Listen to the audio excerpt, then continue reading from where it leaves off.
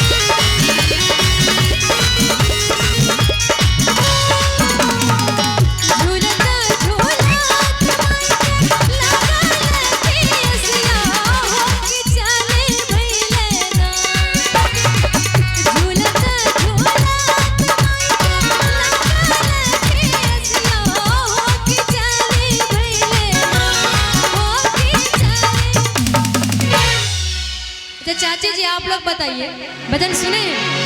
इस भजन को सुने होंगे शायद सभी कोई। उठाइए एक बार हाथों को, बोले सच्चे दरबार की। और कहते हैं कि माँ की हो के चली भैया।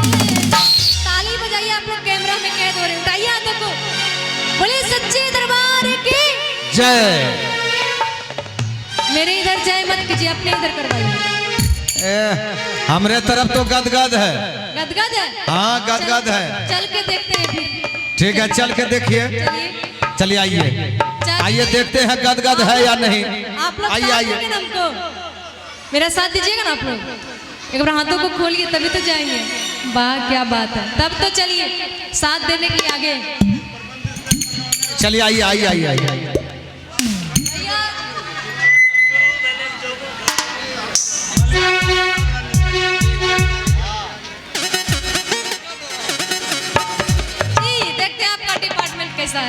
आइए आइए देखिए हमारे पार्टी कितना गदागद है। आइए यहाँ से वहाँ तक है तब, और हम लोग बहुत कम है ना।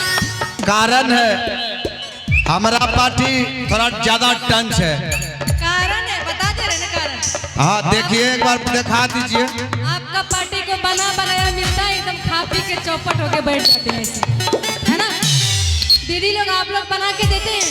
इस सबको क्या करना है, खाना खा के बैठना है, आज ऑर्केस्ट्रा देखना है।